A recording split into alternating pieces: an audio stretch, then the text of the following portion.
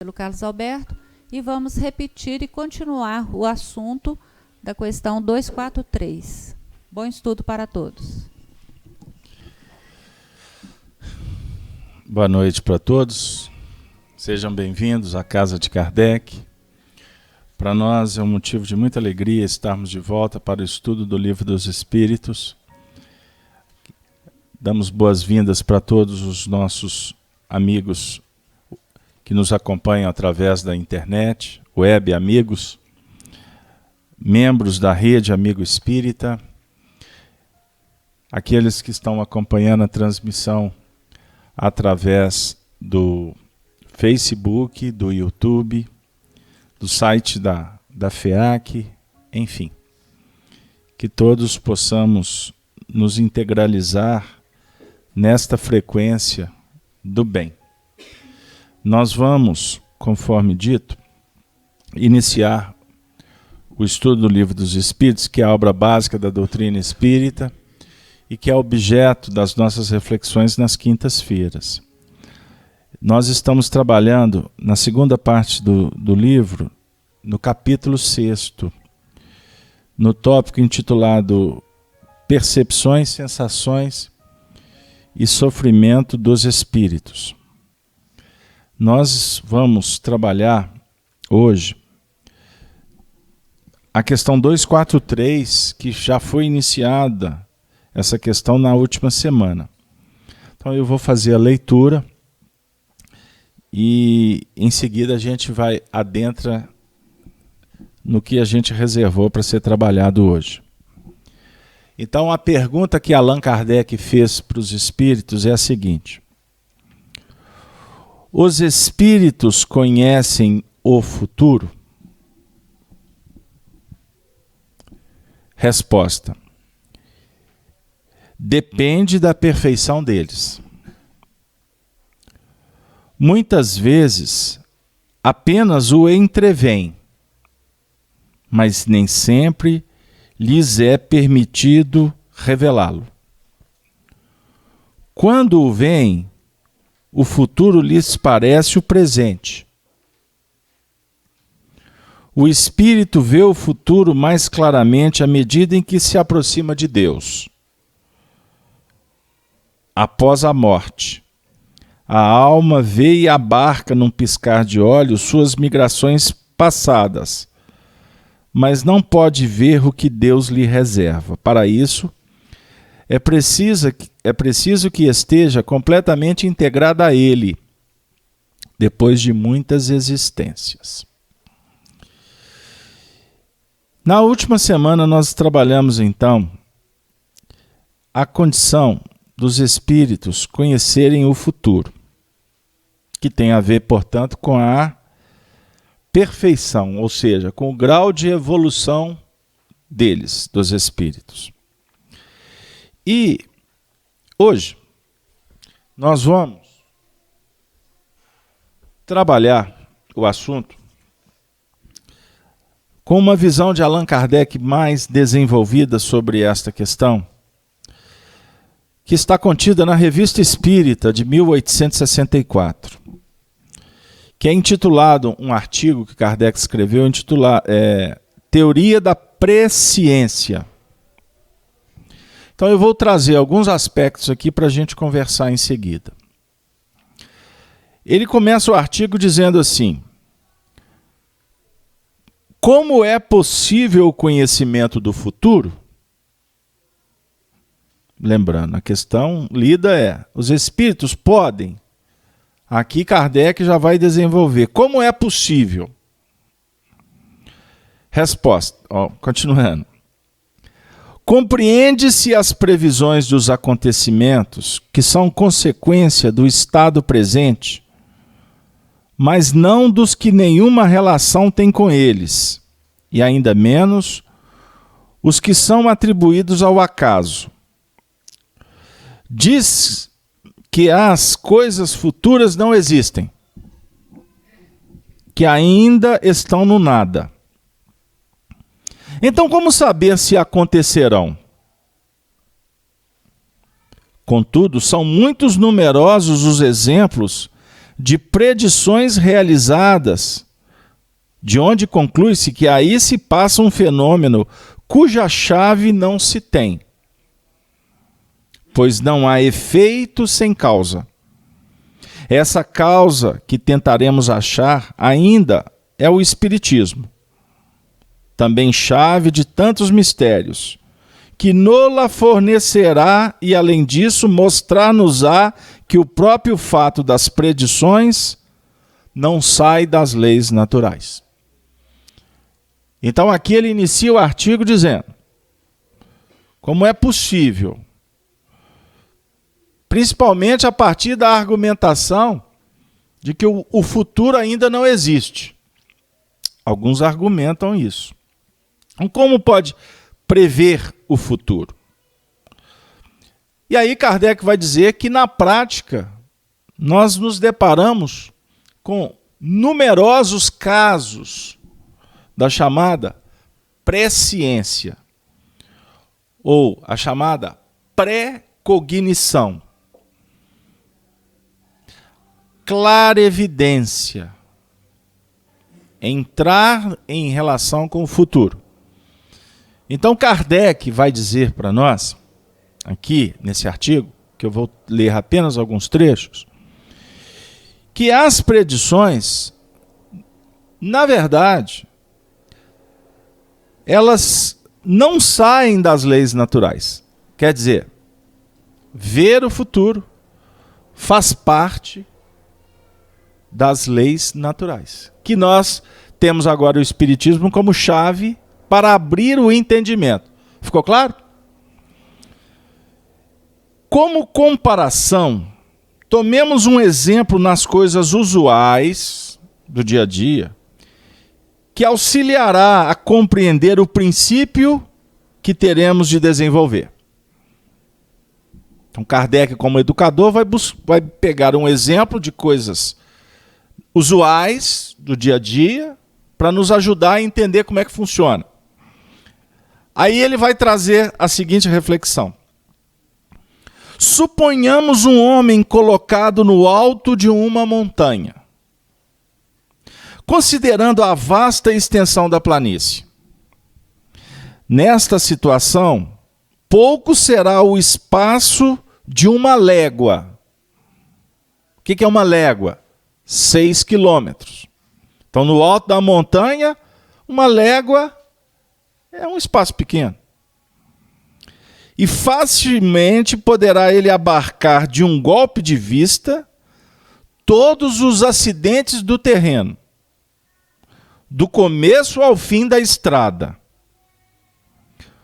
O viajante que, por primeira vez, percorre essa estrada, sabe que marchando chegará ao fim. Isto é, simples previsão da consequência da sua marcha. Mas os acidentes do terreno, as subidas e descidas, os riachos a transpor, as matas a atravessar, os precipícios onde pode cair, os ladrões postados para o assalto, as hospedarias onde poderá descansar, tudo isso independe de sua pessoa. É para ele desconhecido o futuro, porque sua vista não vai além do pequeno círculo que o envolve. Quanto à duração, mede pelo tempo consumido em percorrer o caminho. Tirai-lhes os pontos de referência e apaga-se a duração. Para o homem que está na montanha e que acompanha o viajante com o olhar, tudo isto é presente. Para o viajor é futuro. Ele desconhece. Mas para quem está no cume, olhando de cima para baixo, é presente. Não é futuro. Ficou claro? Suponhamos que esse homem, descendo ao viajante, e que ele diga: Em tal momento encontrareis esta coisa: sereis atacado e socorrido. Ele então estará fazendo uma predição do futuro.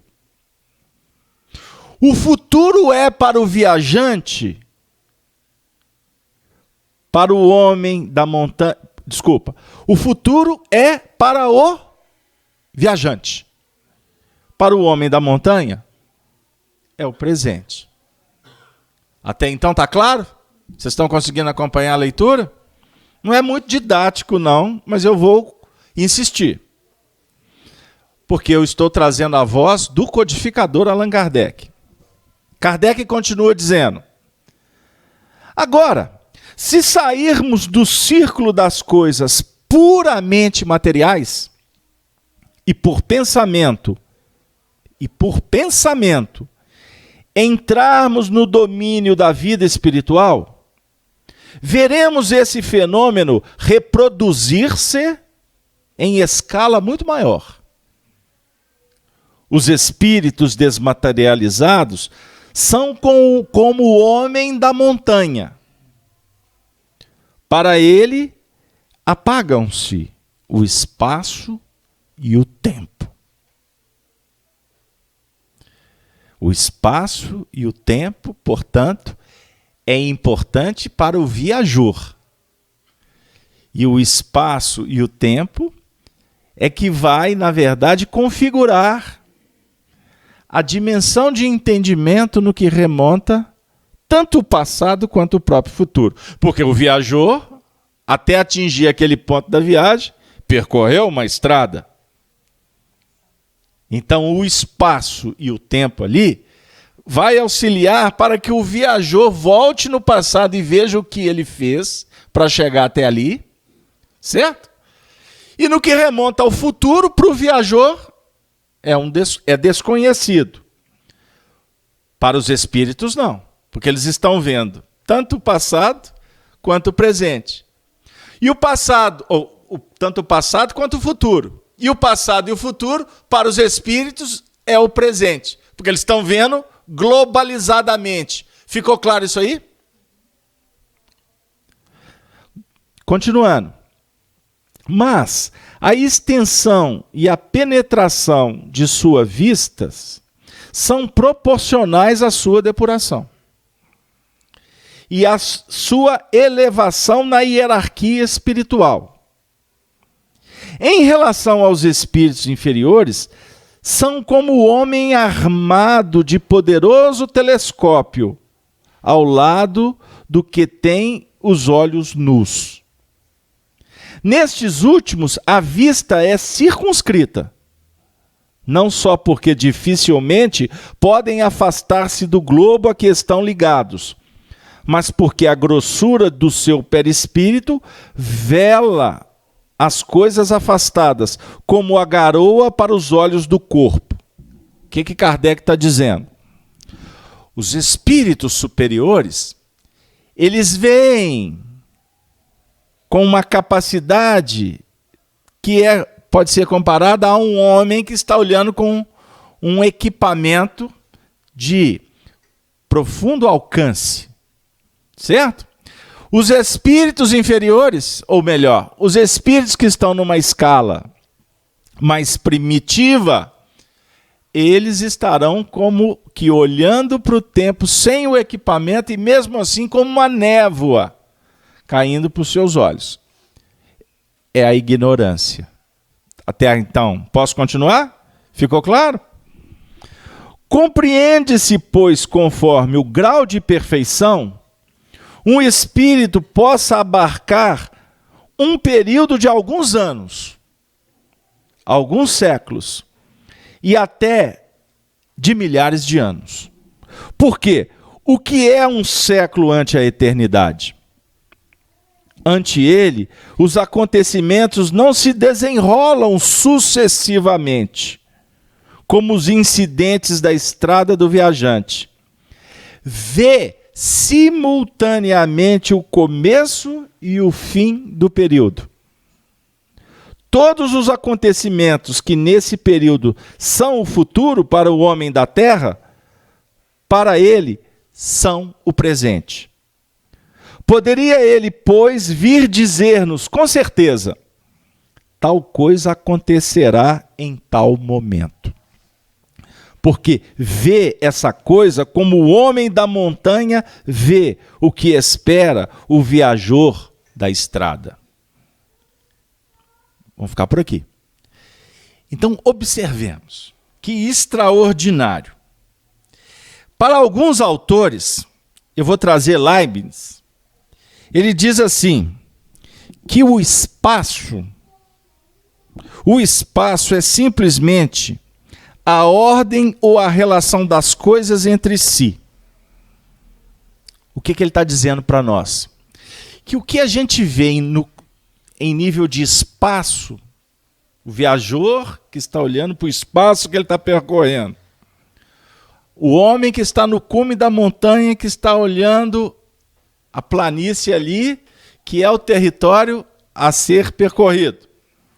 Na verdade, o espaço só existe para que a gente possa entender a ordem das coisas.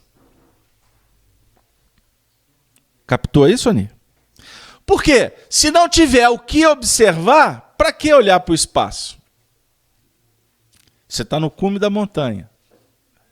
Se você não tem um objeto que vai te interessar, para que ficar observando? O que Leibniz está propondo aqui para nos ajudar nesse momento? Que quando nós vamos falar de tempo, para falar de tempo, nós temos que associar com o chamado espaço. É o que o nosso físico Einstein desenvolveu, inclusive, a teoria da relatividade. Tem que haver uma associação. Porque quando você olha para o tempo, na verdade, o tempo ele significa apenas um nível de percepção sua sobre um determinado objeto. Tanto que o tempo é relativo ao espaço que nós estamos vivenciando nele. Quer ver como é que é fácil entender isso?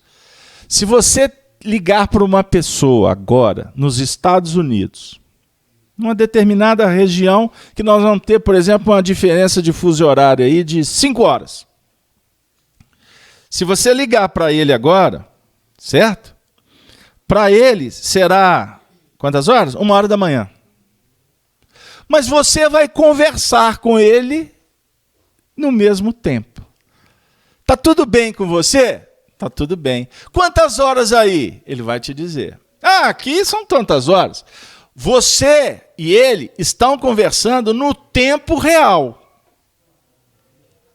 Porém, o tempo lá, que é cronometrado, que é mensurado com o auxílio dos equipamentos, do relógio, é diferente.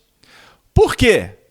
A posição da Terra em nível espacial que ele ocupa está diferente da posição que nós nos encontramos. Em alguns lugares do planeta, agora é dia. Para nós, é noite. Então, olha que coisa extraordinária para a gente começar a pensar. Não é? Porque eu tenho certeza que tem muita gente em casa, e vocês aqui, querem que a gente descubra como é possível o conhecimento do futuro. Porque no fundo, tem muita gente querendo saber se é possível ver o futuro. Dentro de uma ótica pessoal. Porque a tendência nossa é trabalhar dentro do sistema do interesse pessoal. Para que eu vou querer saber o futuro? Aí eu já logo finco os olhos, foco o objetivo da vida material. Certo? Nós vivemos numa viagem cheia de dúvidas. A nossa performance espiritual, humana, psicológica, social, Nós não sabemos o que vai acontecer daqui a 1 hora. Só que a nossa visão, dentro do interesse pessoal, é nos preocupar com coisas daqui. Certinho? Com isso, nós queremos entender um pouco melhor esse assunto, para a gente daqui a pouco poder discutir as questões relevantes, se é importante ou não saber o futuro no que remonta às coisas pessoais ou coletivas. Você quer fazer alguma pergunta dentro desse ponto da conversa? Não é pergunta não. É que estão perguntando, o Ederson está perguntando qual livro que você está se baseando. Tá, fala para ele que a Revista Espírita em 1864. Esse é o ponto. Viu, Ederson? Muito obrigado, Ederson, que está sempre aí conosco. Ficou claro esse ponto, gente? Então, nós temos que, para falar do espaço, nós associamos com o tempo. Porque o tempo também, ele vai falar para nós sobre circunstância. O tempo certo. A gente não diz assim? No livro Eclesiastes está escrito: há tempo de semear, há tempo de colher. E aí nós vamos buscar a referência do tempo, das estações, do dia, da noite, do inverno, do verão, do outono, certinho? Porque a nossa referência espacial, não é? São as estrelas, o Sol, que vai definir a repercussão dentro desse espaço que nós estamos, como espíritos, vivenciando esse estágio, certo? Então nós podemos concluir o seguinte, que tanto o tempo é relativo, quanto o espaço é circunstancial. Certo? O espaço, para nós, ele nos auxilia, portanto, a desenvolver as nossas percepções. Porque o nosso objeto de referência, por exemplo, a matéria, nós vamos lidar com essa matéria de uma maneira a percebê-la tridimensionalmente falando. Ela tem tamanho, não é? Comprimento, altura e volume. Certinho? Isso para nós é importante.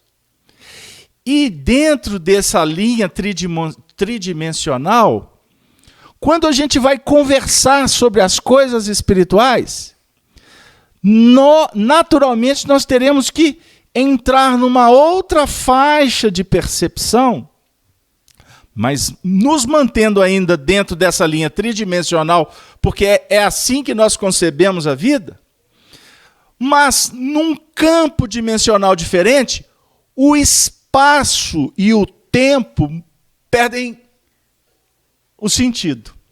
Eles passam a ser relativos. Nós não estamos estudando aqui, por exemplo, o fenômeno da memória, da psique, nos últimos estudos? Não falamos do passado, que vivemos sobre o regime dos impactos das nossas aptidões? Que a nossa mente, ela se apoia no fenômeno chamado memória? O tempo todo nós estamos lidando com memória. Nós estamos lidando com elementos aqui fora da objetividade. A nossa inteligência vai trabalhando, associando, comparando, analisando, a partir do que nós trazemos, mas o nosso pensamento ele é muito cartesiano.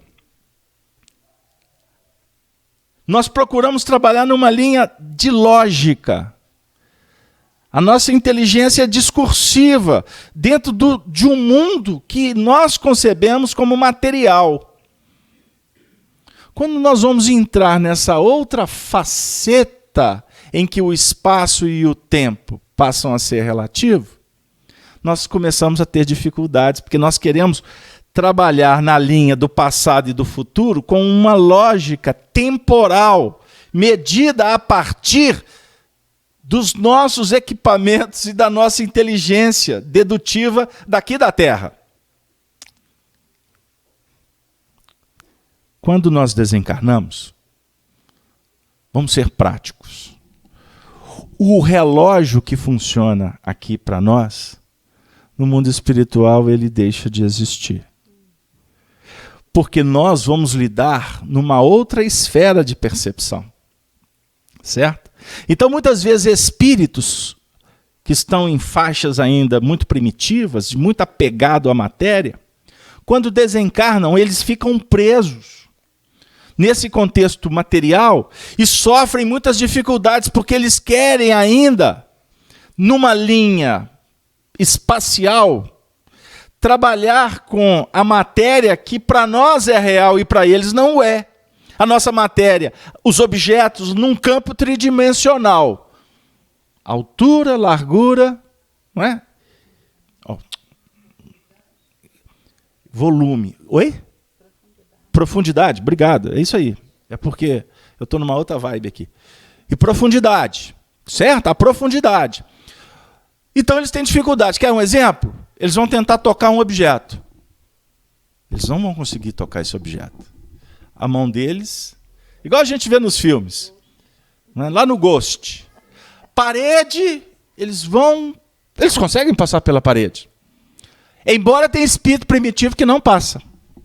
Porque psicologicamente, a parede para ele representa essa dinâmica tridimensional. Ou seja, ele tem um efeito, ele tem uma ilusão ótica de que a matéria é impeditiva. Já os espíritos que estão em faixas superiores sabem que na verdade, o mundo que os encarnados estão vivendo, na verdade é um mundo virtual para eles. Porque eles estão numa outra faixa de percepção. Então, o tempo e o espaço para eles deixam de ser tão relevantes quanto para nós o é ainda. Só que aqui os espíritos estão falando que existe um grau de evolução. Então, espíritos imperfeitos, o futuro para eles é um grande desafio. Já os espíritos superiores, os acontecimentos do futuro, na verdade, já estão consubstanciados. Ou seja, eles já leem a vida dentro de uma linha de probabilidade e de realização muito diferente do que para nós. Porque nós estamos começando a fazer essa leitura de possibilidades a partir da nossa consciência de aquisições do aqui e agora. Fala porque o assunto está complicado para alguns. Tá, pois é, para mim complicou. Nós estamos desencarnados, a gente ficaria flutuando entre passado, presente e futuro. Isso quando a gente ainda não compreendeu. Mas eu te pergunto o seguinte, o que comanda então essa tomada de consciência do que eu tenho capacidade de fazer, de executar como espírito? É a mente ou está registrado no perispírito? O nosso perispírito traz consigo a sua memória. Todas as nossas aquisições, elas estão impregnadas no nosso perispírito. Como se o nosso perispírito tivesse um cérebro. A ciência julga que a nossa memória está no cérebro. E, na verdade, não. A memória do espírito está no seu corpo mental. O cérebro é apenas o órgão correspondente, aquele que vai receber a ordenação que vem do espírito. Ficou claro? Então, quando nós desencarnarmos, nós não vamos ter mais corpo físico. Então, a dinâmica da memória, do sentimento, das percepções ou dos sentimentos prescinde do corpo físico, porque já não mais o tem. E como que o espírito continua a vislumbrar as possibilidades? Esse aqui é o desafio. Então, é aqui o que a espiritualidade está nos contando aqui através do Kardec. Ou seja, se somos espíritos mais deslindados da matéria, o nosso nível de consciência é muito mais amplo do que aqueles que estão chafurdados no contexto da materialidade, das sensações. Vivem gravitando em torno das suas concepções. Nós vivemos num tempo que nós estamos sendo convidados o tempo todo a rever conceitos, não é verdade? O tempo todo. A vida está dizendo, reveja, repense. A dinâmica dos espíritos é a mesma. O tempo todo eles estão sendo convidados para abrir mão do que está ficando na retaguarda. Daquilo que nos prende. Porque todo o processo que nos macula, ele cria uma algema e impossibilita que nós possamos ver o que está adiante para que nós possamos realizar. Então, quando nós temos um flash de um acontecimento futuro, que é possível, e muitos aqui já até viveram isso. É engraçado, eu tive um sonho e agora isso está se realizando. Por quê? Se eu ainda não vivi aquela situação. Por quê? Essa situação, ela, na verdade, nós estamos fazendo uma leitura do que vai ser realizado dentro de um nível de amplitude mental que nós já vamos operando. Como se nós profetizamos. No campo mental você idealiza. Eu quero fazer isso. Só que ainda é filosofia. Quando nós vamos tentar fazer, que nós vamos colocar o pé na estrada para fazer, na verdade nós mesmos já plasmamos essa realidade. Nós só vamos corporificá-la nas ações do dia a dia. Pegou? Não. Não tem problema. Vamos ser práticos, assim, num campo assim mais filosófico, num campo mais moral? Fica fácil. Porque Jesus vem nos socorrer. Jesus é o nosso futuro. Ele é o futuro da humanidade. Jesus consubstancia a perfeição dentro de um nível que nós podemos conceber. Percebam o que ele fez. A bondade, a conduta. Quando você cria um vínculo mental com Jesus, na verdade, nós estamos nos projetando nele. E esta projeção é uma antecipação. É como se eu começasse a desenhar um quadro. E esse quadro vai ser pintado em cada lance desafiador da vida, até que eu atinja o que eu profetizei com o auxílio dele. Ele é o futuro nosso. Por que nós sofremos? Hoje, que a gente não faz o que a nossa alma pede. Os nossos anseios, eles são esboços do que realmente tem a ver com a nossa realização. Mas nós temos conflitos para colocar em prática, que não sabemos fazer. Você quer, mas na hora de fazer, você não tem habilidade, porque você ignora. Na hora de dizer, eu te amo, os enamorados falam com poesia. Mas na hora de demonstrar que amam, nós temos muita dificuldade. Porque, na verdade, a gente quer para nós e esquecemos que para alcançar é necessário primeiro doar, se fazer merecedor. Entenderam lá mais ou menos o que a gente quis dizer? Então o assunto, Kardec vai dizendo para nós que se uma tal faculdade, mesmo restrita, pode estar nos atributos da criatura, a que grau de poder deve ela elevar-se no Criador que abarca o infinito? Para ele o tempo não existe. O começo e o fim do mundo são o presente. Nesse imenso panorama, que é a duração da vida de um homem, de uma geração e de um povo, contudo, como deve o homem concorrer para o progresso geral, e certos acontecimentos devem resultar de sua cooperação, em certos casos pode ser útil que pressinta esses acontecimentos, a fim de lhes preparar o caminho e estar pronto para agir quando chegar o momento. Eis porque, às vezes, Deus permite seja levantada a ponta do véu, mas é sempre com um fim útil e jamais para satisfazer a vã curiosidade. Assim, essa missão pode ser dada, não a todos os espíritos, pois alguns não conhecem o futuro melhor do que os homens, mas a alguns espíritos suficientemente adiantados para isto. Ora, é de notar que estas espécies de revelações sempre são feitas espontaneamente e jamais, ou pelo menos muito raramente, em resposta a uma pergunta direta. Então os espíritos superiores veem o futuro porque o futuro para eles é um presente. Muitas vezes eles nos revelam através de pressentimentos, inspiração, para nos motivar, para nos alertar.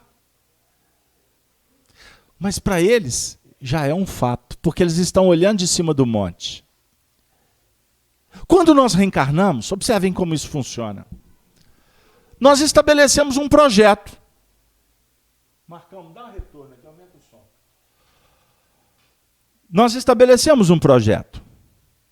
Não é verdade? Vocês sabem disso? Vocês têm estudado o assunto? No livro Missionários da Luz, nós temos um ensaio. A reencarnação do Segismundo.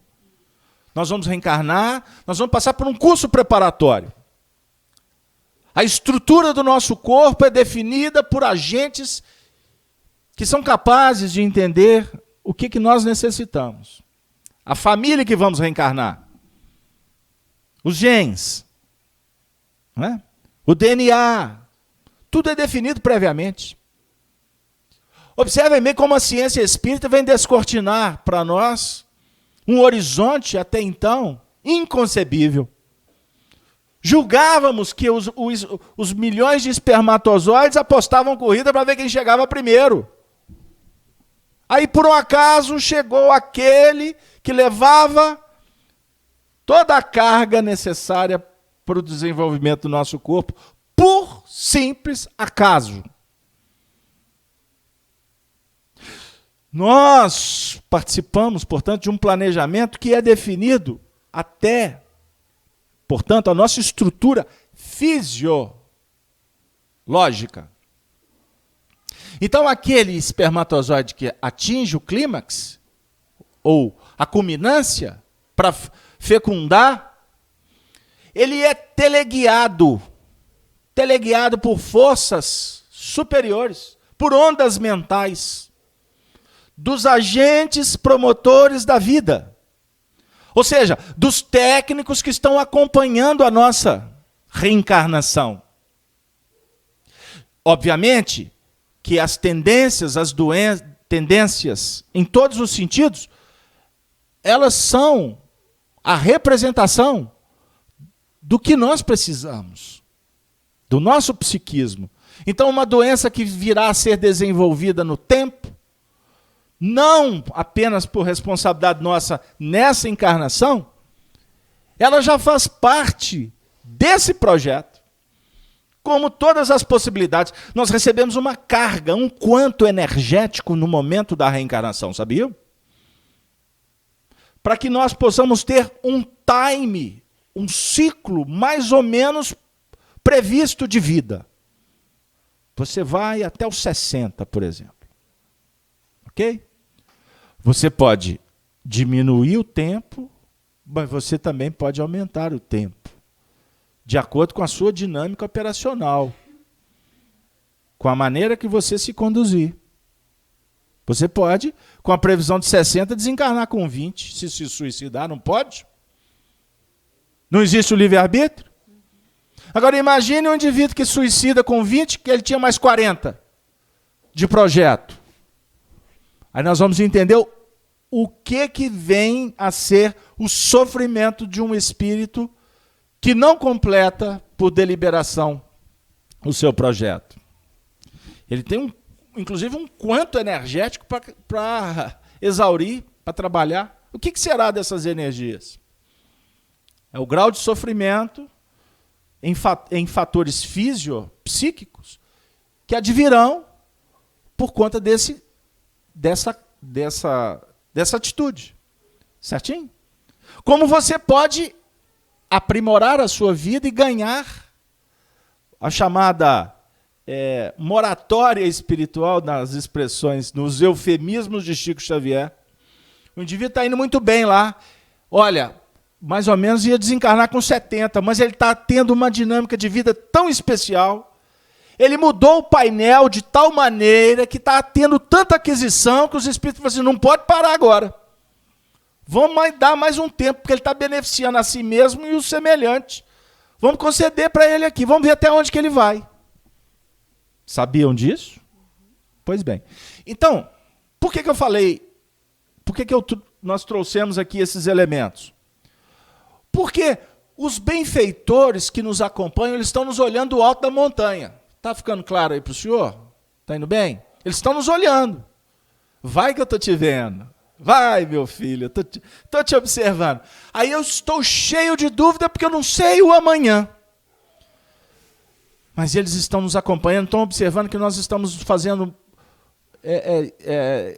estamos alimentando a meritocracia. Aí há um momento que eles até nos inspiram. Olha, vai por aqui que vai acontecer uma coisa boa.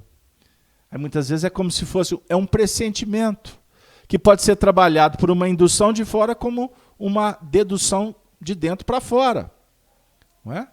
Ou seja, o pressentimento no sentido de ser vamos dizer assim, uma dose de estímulo. Aí chega lá na frente e fala assim, mas engraçado, isso passou pela minha mente e agora eu estou vendo que está se concretizando. Pegaram aí? Então, é óbvio que eu estou tratando aqui de um pressentimento, de um aviso, de uma coisa pequena, de um acontecimento bem específico da sua vida.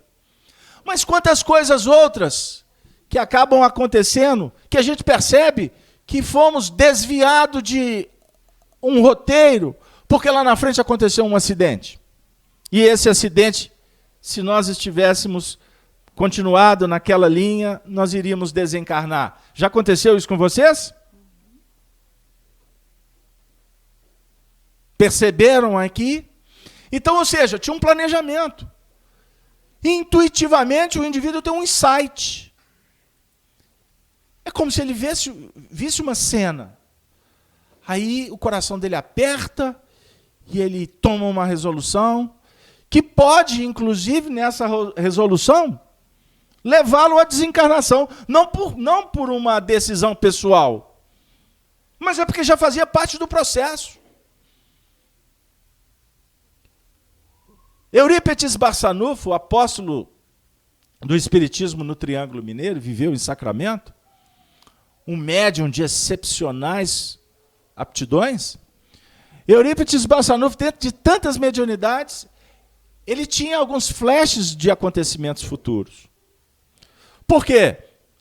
Nesses momentos, o espírito entra num certo torpor, num transe, numa alteração de consciência.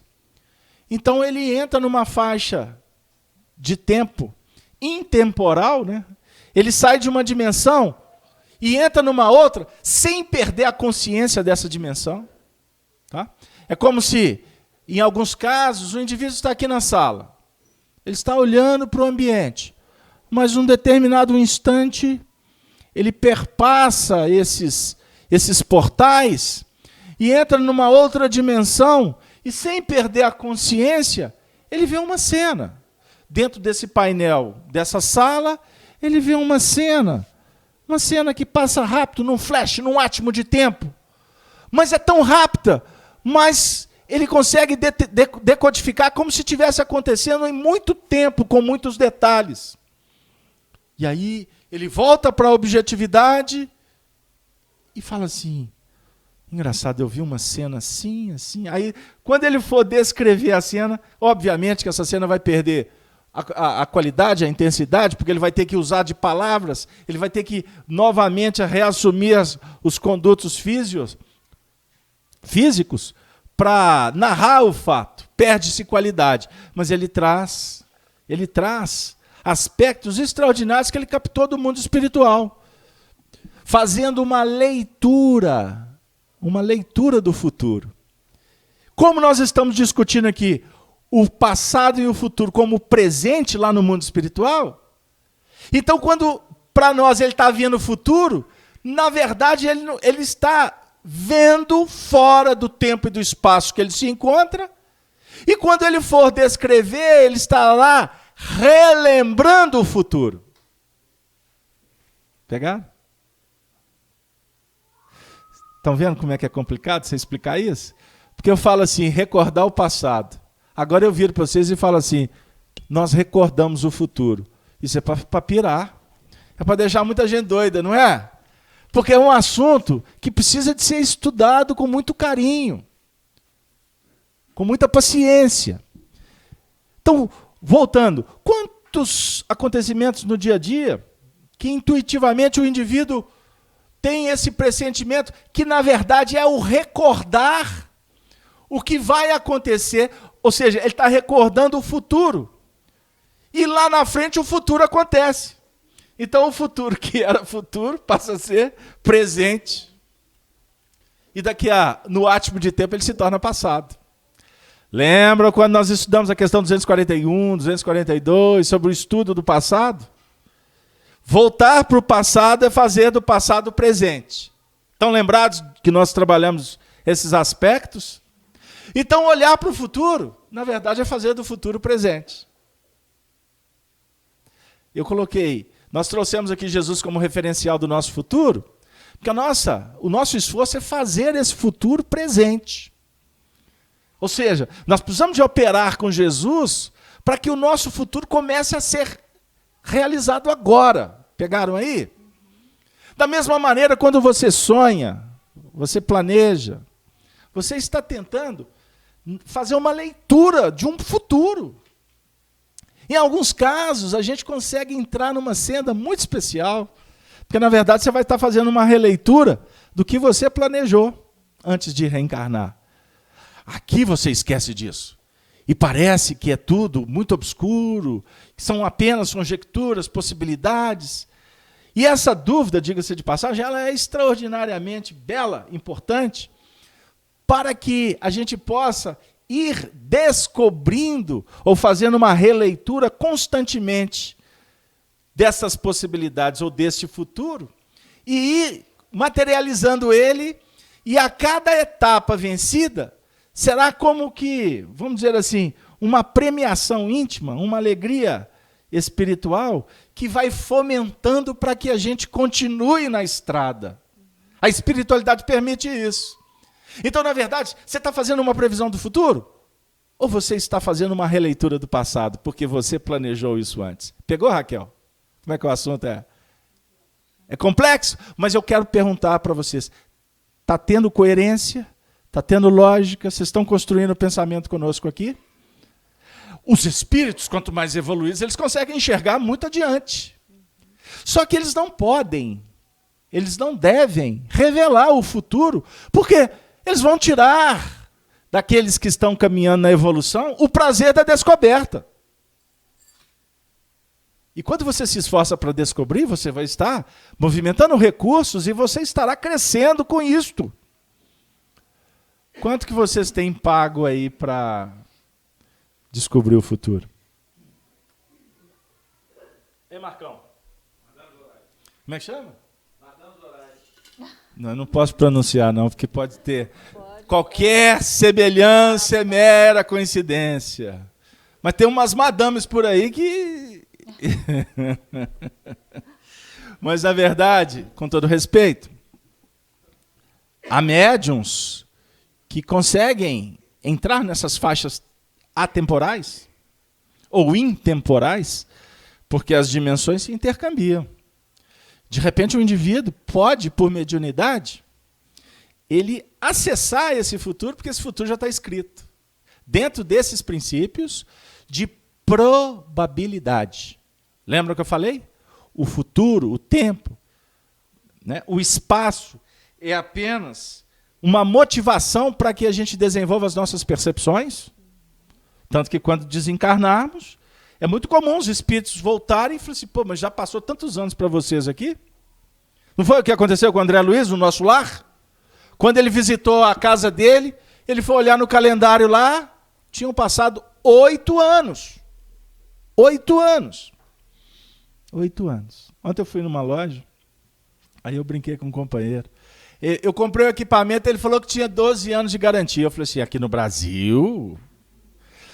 12 anos de garantia. E eu falei assim, aqui no Brasil, ultimamente, na hora que você vira a esquina, acabou a garantia. Aí ele brincou comigo, o vendedor, obviamente, ele tinha que fomentar, ele tinha que valorizar o produto. Ele falou assim, mas 12 anos, num piscar de olhos, passa muito rápido. Eu falei assim, passa mesmo. Passa, e passa, e passa, e passa, porque nós estamos descobrindo que a dinâmica da vida...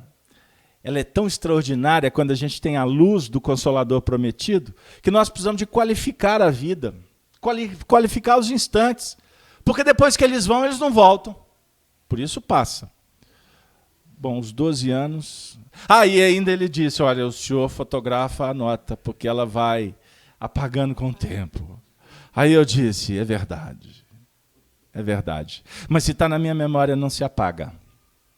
Porque toda a respiração, todo sorriso, toda a experiência que o Espírito vivencia, ela é impregnada no nosso campo mental.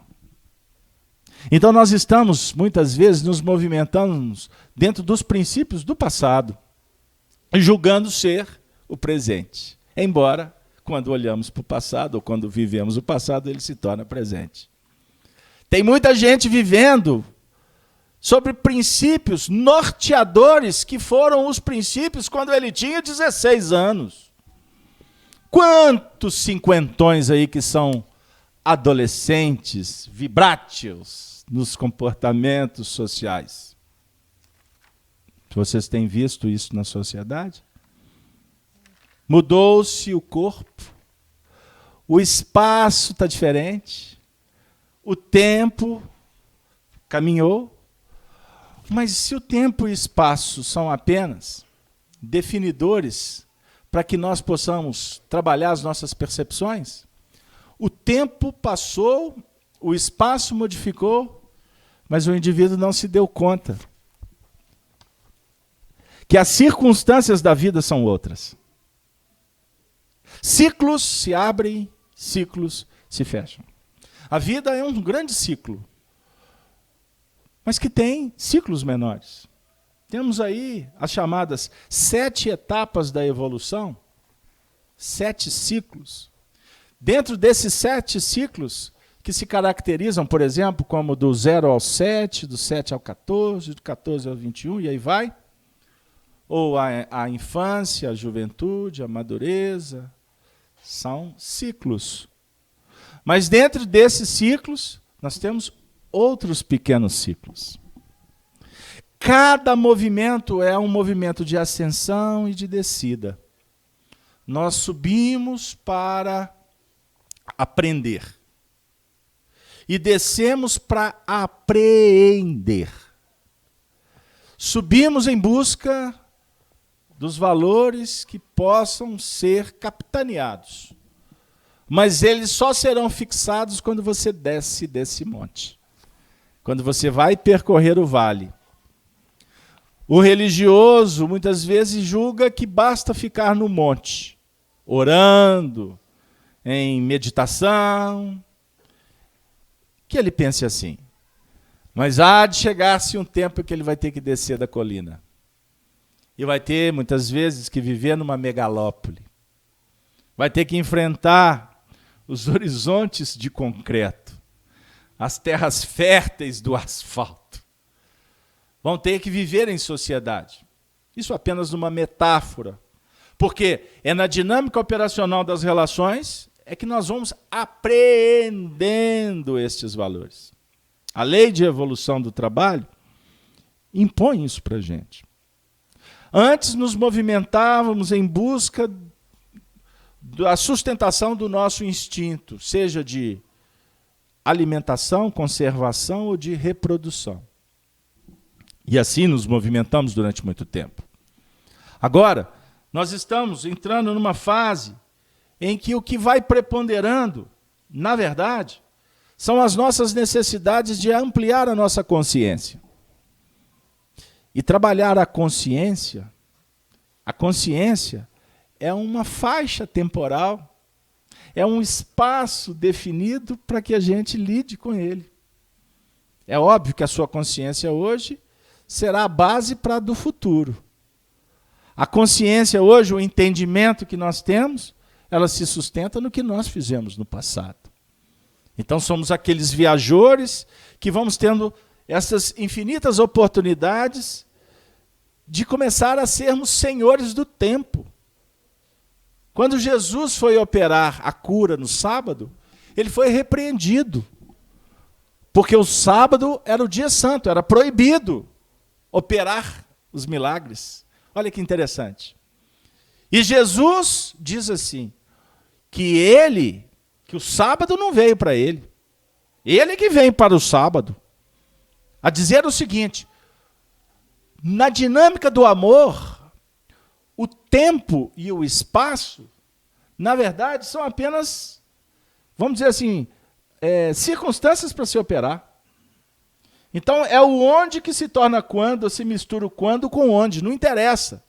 O que vale é poder trabalhar, fazer luz.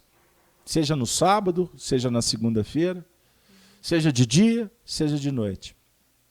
Jesus, diante da figueira que não está dando frutos, tem muita gente que tem preocupação com essa passagem, porque fica assim, mas Jesus amaldiçoou a figueira, porque ela não estava produzindo, fora do tempo. E, na verdade, ele não amaldiçoa. Quando ele fala assim, não darás mais fruto, nessa dinâmica operacional fechada. Você tem que dar fruto sempre. Ele não vai amaldiçoar, ele não vai arrancar, ele não vai matar a planta. Ele está dizendo para ela, em verdade, olha para frente. Você tem que operar toda hora. E operar bem. Não no sentido de quantidade, mas na determinação da qualidade. Em todos os momentos é tempo de semear. Independente de onde você se encontra. Então, os médios que muitas vezes podem até entrar na fenda que abre-se no que remonta ao nosso futuro. Devemos, antes de mais nada, prestar atenção nas responsabilidades que estão nas nossas mãos no agora. A doutrina espírita nos convida para olhar para o passado. Porque o viajor, ele não pode ficar olhando só para frente. Ele tem que olhar para os lados. Não é assim que guiamos um carro? Você tem um retrovisor que está mostrando o que está lá atrás, o que está chegando. Não é? O que está ficando pelo caminho. Mas você tem um retrovisor do lado que te indica que você pode estar sendo ultrapassado. Então você tem que olhar para trás, você tem que olhar para os lados, você tem que controlar o veículo, não é? O volante, quando o carro é mecânico, passar as marchas, pisar no freio, debrear, não é? Usar dos recursos. Mas você olha para o futuro porque o futuro é o seu objetivo. Mas ficar olhando só para o futuro é alienação. É alienação.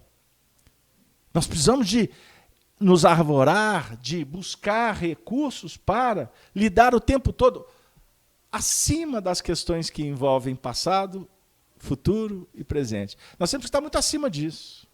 Nós temos que estar em busca de abrir as nossas percepções para a nossa intuição.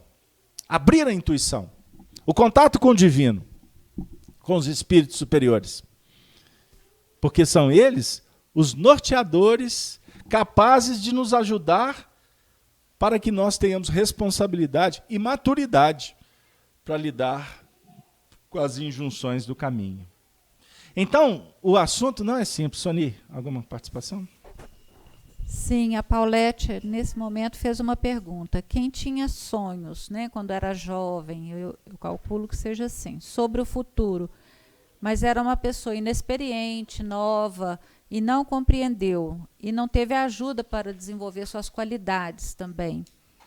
Teria ficado em dívida com a espiritualidade, com algum compromisso adquirido? Vamos pensar em começar a abrir mão Vamos deixar, como é que é o nome dela? Paulette. A Paula. Paula, nós agradecemos a sua participação e queremos te dizer o seguinte: nós precisamos de entrar num movimento em que vamos vencer as culpas.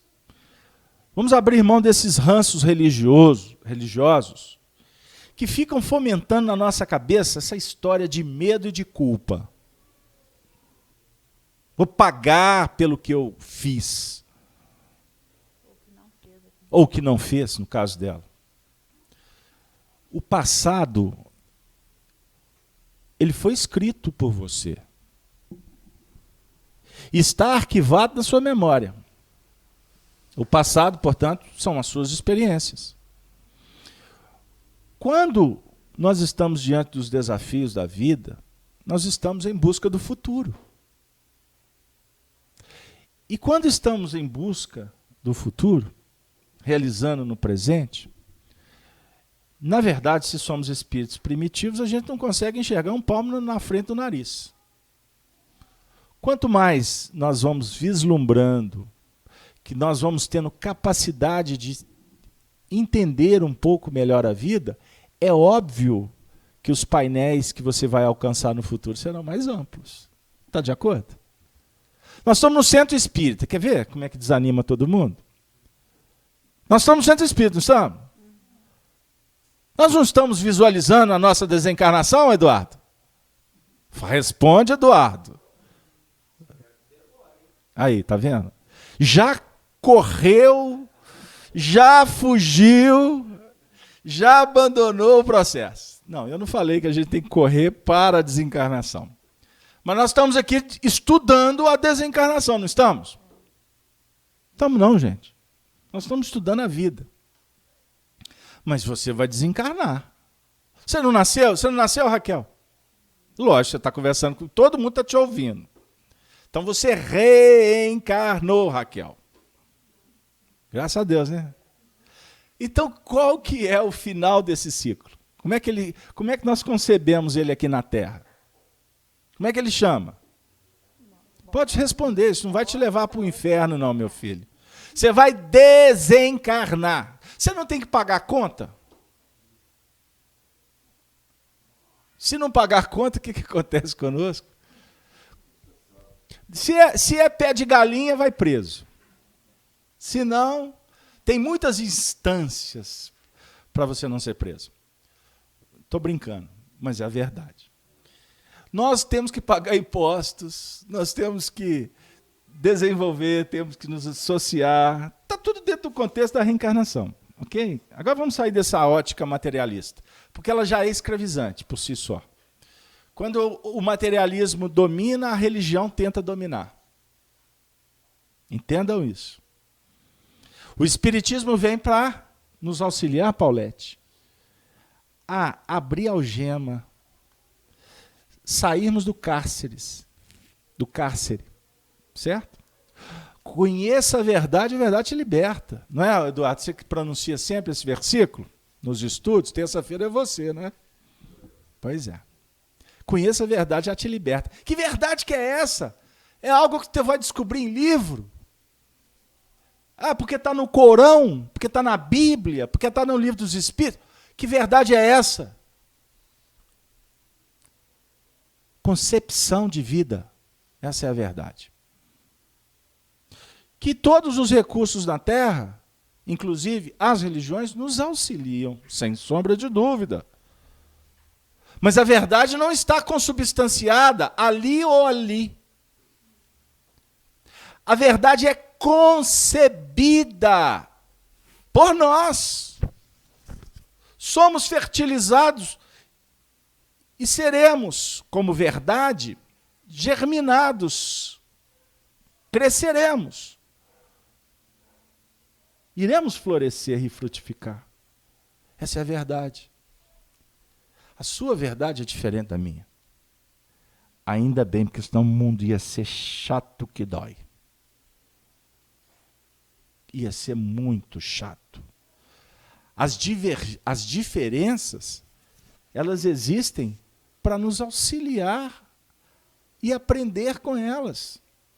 Só que nós somos egoístas e arrogantes, por isso somos intolerantes com a verdade do outro, ou queremos que o outro faça o que a gente entende ser o melhor. O materialismo quer dominar, ele quer te consumir. Porque se você não consumi-lo, ele não se sustenta. Então ele vai fazer de tudo para te ganhar, para comprar a sua consciência, para fazer você comer chocolate quando você não quer comer chocolate. Ele vai insistir. É o que a gente chama do diabo. O que é o diabo? É um ser que se revoltou contra Deus, pôs um chifrinho e toma conta do inferno? Nós estamos no século XXI, meu amigo. Isso são teorias infantis. O diabo, na verdade, somos nós que insistimos em não permitir que a luz se faça. Você é que faz a luz. Ninguém faz a luz por você. É você. Jesus disse assim, observemos que extraordinário mestre. E tem espírita que tem dificuldade com o evangelho, a gente entende. Vai chegar lá. Estou dizendo isso para atender uma pessoa que está pensando assim agora. Continuando. No capítulo 8 de João, no versículo 12. Eu sou a luz do mundo. Aqueles que me seguirem terão a luz da vida. Não andarão em trevas, para ser fiel. Terão a luz da vida. A gente acha que seguir Jesus é ir atrás dele. Não. Seguir Jesus é colocar em prática o que nós estamos concebendo como algo de muito especial. Eu não falei de ser inoculado, da semente germinar. Essa concepção é sua, pessoal. É isso que vai te libertar. O religioso quer criar procissão.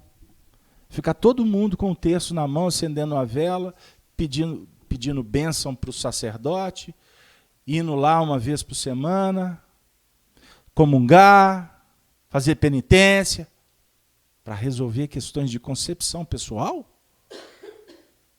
Isso é infantilidade para nós que somos espíritas, com todo respeito. Jesus propõe que nos libertemos. Vinde a mim, que eu vos farei pescadores de almas. Ele não está falando que é para a gente ir lá, porque ele vai pescar e te dar o peixe. O mercado é dele e é ele que vende. Tá? Ele não está falando nada disso. Somos nós, os religiosos, que queremos trancafiar as pessoas, que queremos que elas tenham medo, que queremos que elas tenham culpa. Quanto mais culpa, melhor, porque enche as assembleias. Olha, congresso espírita, lota, vende-se, que é uma beleza, porque nós vamos atrás dos missionários, dos iluminares. Isso é trancafiar pessoas. Isso é prometer mentira. A promessa é que nós possamos conquistar a verdade e viver com ela. Isso é que vai fazer luz no mundo. E ele disse, vós sois a luz do mundo. Ele também se proclama luz. Eu sou a luz do mundo. Aqueles que me seguirem não andarão em trevas, mas terão a luz da vida. Que luz da vida que é essa? Quando tu fizer luz, encontrarás a vida. Aí, esquece esse assunto de desencarnação, tá bom? Porque nós vamos mesmo. Uns vão mais rápido, outros vão demorar mais um pouquinho. Mas aqui, desencarnou, perna para quem te tem. Vai que estou te vendo. Ou então, fui que vocês ficaram. Vida que segue, a fila anda. Do lado de lá, o que queres de mim, Senhor? Sabe o que acontece com milhões de pessoas? Elas vão viver o luto durante muito tempo. Muitas vezes esse luto é do lado de lá, viu, Eduardo? Os daqui já nem lembram dele mais e ele está enlutado até hoje. Estancando, impedindo que as coisas prossigam. Captaram? Profetizar, olhar para o futuro, é, na verdade, analisar as possibilidades. Então, quando eu estava dizendo, nós estamos no centro espírita para olhar para o futuro, nós estamos, sim, olhando para o futuro. Olhando para o futuro, consciente de que o que eu fizer agora é que vai garantir esse futuro. Então, se eu operar na luz, a luz vai me guiar no futuro.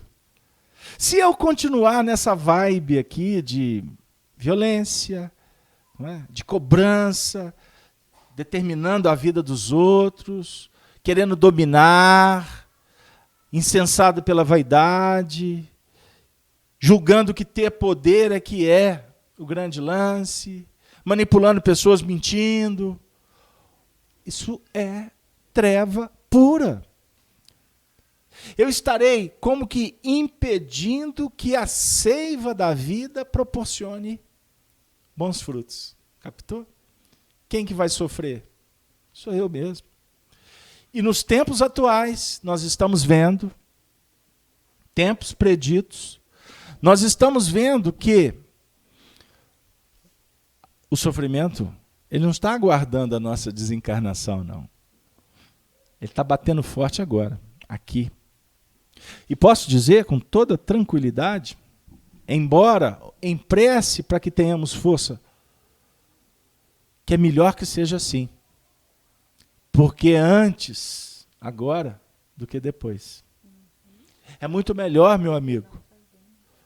É muito melhor a dificuldade que está batendo na sua porta. Nós buscamos parâmetro no outro e falamos assim, poxa lá, o outro está a vida tranquila, está tudo bem. Olha como é que estão as minhas coisas.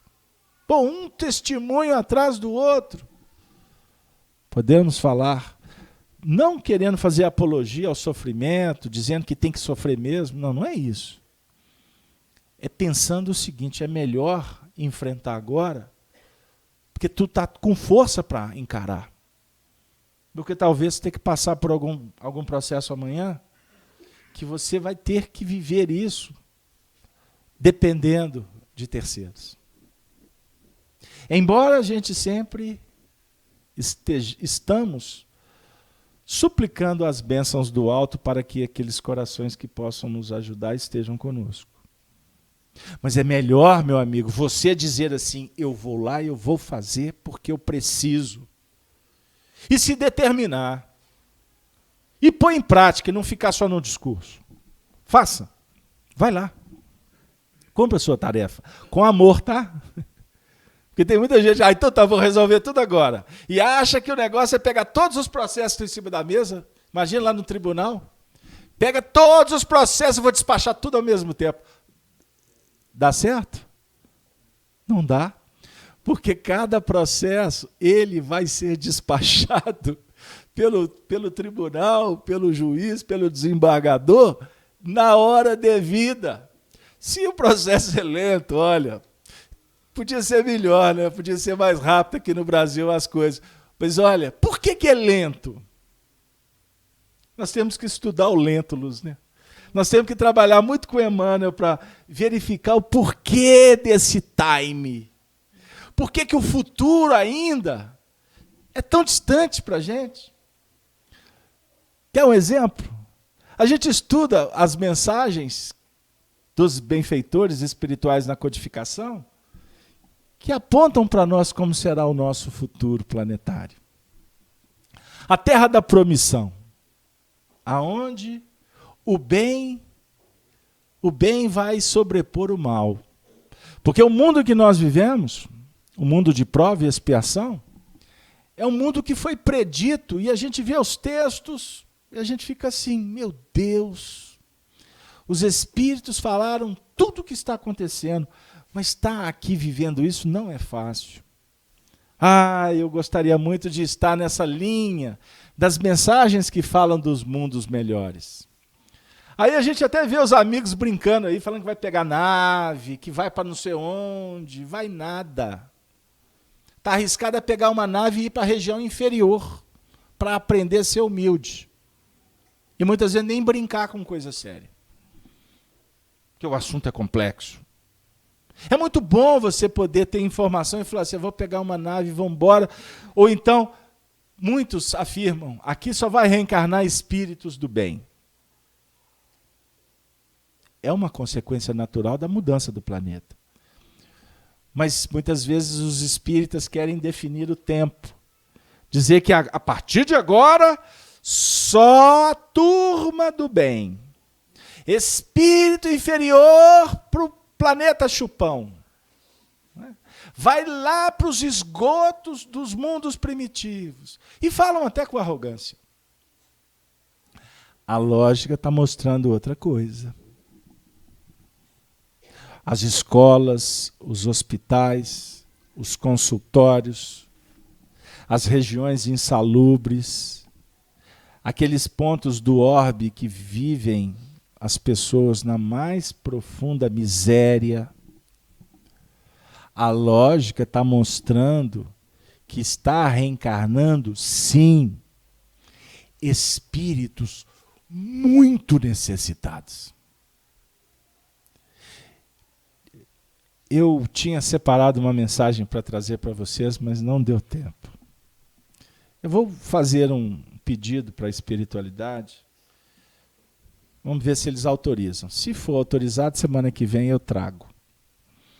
Uma mensagem que foi psicografada em 1919 por um médium do Rio de Janeiro, uma mensagem assinada pelo espírito Cristóvão Colombo, onde ele fala sobre a América, a destinação da América. É um texto belíssimo, de profundo conteúdo doutrinário. E dentre as predições, ele fala exatamente sobre o que nós estamos vivendo agora. Só que quando você lê aquele texto, você tem uma impressão, conhecendo o passado, 1919, estava em Primeira Guerra Mundial. Aí você olha para o século XX, você vê que depois ainda teve a Segunda Guerra Mundial. A Guerra Fria, Vietnã, aquelas confusões todas do século XX. Vamos ficar por aqui. Aí você lê aquele texto de 1919, você fala assim, poxa, ele estava falando do século XX. Eu acredito que aqueles espíritas que viviam naquela época pensaram isso. Mas nós já estamos no século XXI. Nós estamos no ano de 2018. Meu Deus. Poxa, está fazendo 100 anos o livro. 100 anos. Depois eu vou te mostrar, Eduardo. Mensagens extraordinárias dos papas, de muitos papas desencarnados. Voltando para falar dos bens que eles macularam. E de outros espíritos, apóstolos, profetas, que vieram contar como que é diferente a visão dos espíritos do mundo espiritual. Enquanto aqui nós os endeusamos, eles vêm nessas mensagens dizer, somos espíritos igual a vocês. Eles vêm sentar do nosso lado, obviamente, com uma condição muito mais adiantada de evolução, mas eles vêm nos mostrar como que essa galeria vaidosa do mundo, ela é tão mentirosa. E esse texto do Cristóvão Colombo, ele faz uma predição que se torna muito repetitiva. Mas nós estamos no século XXI. E ele vem predizer que toda a estrutura materialista vai cair por terra. Então, a gente fica pensando,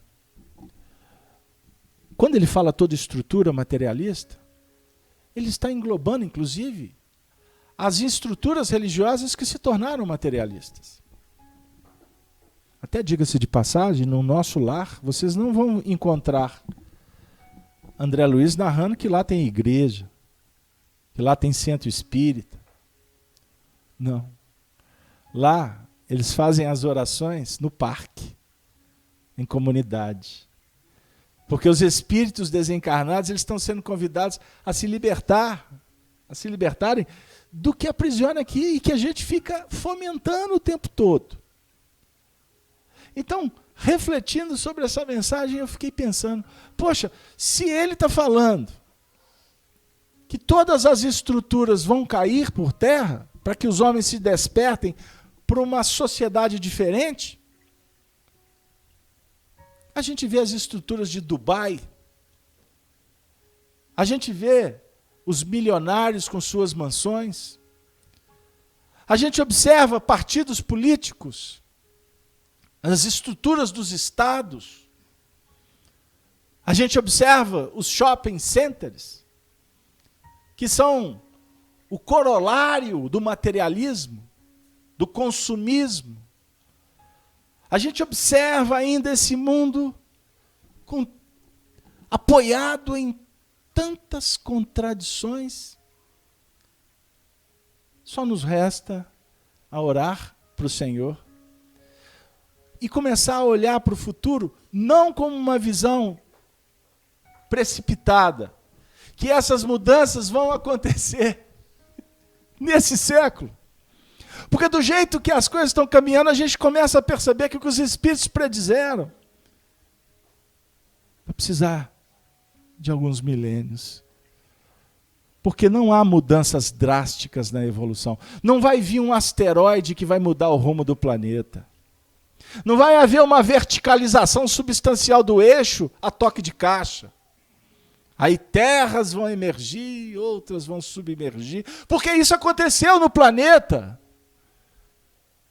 Mas foi necessário milhões de anos para que as coisas se ajustassem e a vida se fizesse possível para que os princípios dos protozoários, das amebas, começaram a chegar aqui até que viessem os humanoides. O homem se estabelecesse aqui. Quanto tempo se passou? Então, que Deus nos abençoe para que nós possamos nos estimular. Não desista. Lute pela vida. Lute pelas suas vitórias. Ontem eu citei e vou repetir. O Raul Seixas, junto com os seus amigos poetas, deixaram uma letra muito expressiva. Não, que é necessário ter fé em Deus e ter a fé na vida. Não desista das suas batalhas, porque é das batalhas que se vence a vida. Isso é para a gente pensar. Cada batalha, ela tem o seu nível de importância, porque ela vai trazer o seu aprendizado. Por certo, nós não vamos ver um mundo ajustado agora, vai demorar muito tempo. Mas nós somos espíritos imortalistas. A desencarnação vai nos visitar e nós vamos continuar no mundo espiritual e depois vamos, daqui a pouco, num piscar de olhos, me falaram que é 12 anos, num piscar de olhos, nós estamos reencarnando novamente, com uma nova missão, conviver com outras pessoas, ou quiçá com as mesmas, em posições diferentes. Se hoje ele é seu filho, amanhã ele pode ser seu avô. Se ela é sua cunhada, ela amanhã pode ser sua mãe. Esta que é sua sogra pode ser sua esposa depois da manhã. Olha que barato. Seu sogro, seu filho. Hein? Aquele vizinho que liga o funk. Domingo de manhã virá como seu netinho para ficar dando chute na sua canela depois. E você fala, dá beijinho nele. Você é o vovô aqui. A vida vai se ajustando com Jesus. Tudo se faz. Tudo se apresenta com sentido. Esse é o sentido de viver. Então a doutrina espírita nos dá esse toque de classe, para que nós possamos nos despertar para a nossa realidade atual, que se expressa como o nosso passado a ser dinamizado e o futuro a ser conquistado. Nós estaremos muito acima das quimeras. E quando tiver que gastar um dinheirinho, na Buena Dicha, para saber se tu vai casar ou comprar bicicleta, se vai ficar solteirona, ou se vai arrumar um marido complicado, se o filho vai passar no vestibular, se você vai conseguir um emprego. Olha, pega esse dinheirinho, com todo respeito a essa turma que precisa dessa grana para viver, pega esse dinheirinho,